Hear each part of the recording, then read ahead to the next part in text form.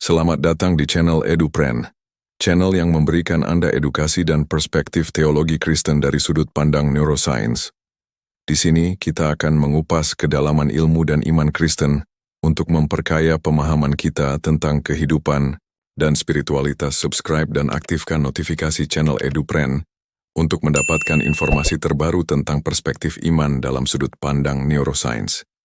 Menyatukan neuroscience dan teologi Kristen dalam membahas pengalaman religius, iman dan transformasi spiritual adalah bidang interdisipliner yang menarik dan berkembang. Bagaimana fungsi otak berperan dalam iman dan pengalaman religius menurut teologi Kristen? Topik ini berada di persimpangan antara neuroscience modern dan teologi Kristen, dua bidang yang saling melengkapi dalam menjelaskan transformasi rohani manusia. Penelitian neuroscience menunjukkan bahwa saat seseorang berdoa atau mengalami momen spiritual yang dalam, beberapa bagian otak menjadi sangat aktif. Misalnya, lobus frontal, bagian otak terlibat dalam pengambilan keputusan, moralitas, dan pemikiran abstrak. Ini adalah wilayah otak yang sangat aktif dalam proses refleksi iman, perenungan kitab suci, dan pengambilan keputusan berdasarkan keyakinan menjadi lebih aktif. Sebaliknya, lobus parietal, yang berperan dalam mengenali diri dalam ruang, justru menurun aktivitasnya. Hasilnya seseorang bisa merasa bersatu dengan Tuhan, sebuah pengalaman yang oleh para teolog Kristen disebut sebagai persekutuan dengan Roh Kudus. Pengalaman religius juga berkaitan dengan zat kimia otak.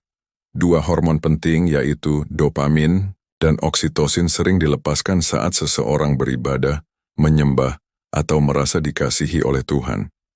Dalam teologi Kristen, ini sangat selaras dengan konsep kasih agape, yaitu kasih Allah yang tak bersyarat. Iman bukan sekadar perasaan. Iman adalah hasil dari refleksi dan keputusan yang mendalam. Dalam hal ini, lobus prefrontal, pusat pemikiran logis dan pengambilan keputusan moral, berperan penting. Itulah mengapa membaca firman Tuhan, merenung dan berdiskusi teologis, membentuk iman yang matang dan rasional.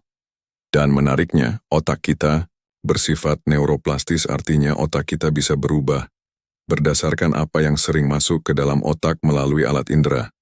Dalam Roma 12 ayat 2, Paulus menulis, "Berubahlah oleh pembaharuan budimu." Ini secara harfiah sangat sesuai dengan transformasi neurologis yang terjadi saat kita terus-menerus membangun kehidupan spiritual. Praktik rohani seperti doa harian, puasa, meditasi Kristen, bahkan penyembahan, terbukti mengaktifkan bagian-bagian otak yang mendukung pengelolaan emosi, empati, dan perdamaian batin.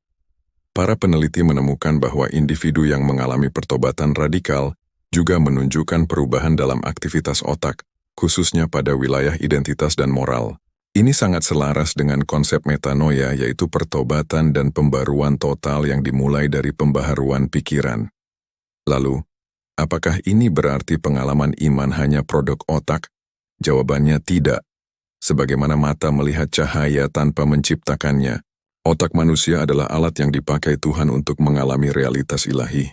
Neuroscience tidak meniadakan Tuhan, melainkan mengungkapkan bagaimana Tuhan merancang manusia dengan keunikan yang luar biasa untuk dapat mengenal, mengasihi, dan mengalaminya. Dengan memahami otak, kita justru bisa lebih kagum akan rancangan Tuhan. Dan dengan memahami teologi, kita bisa memberi arah yang benar bagi perkembangan spiritual kita. Jika Anda merasa diberkati dengan video ini, silakan like, subscribe, dan bagikan kepada teman-teman Anda. Apakah Anda pernah mengalami pengalaman spiritual yang mengubah hidup Anda?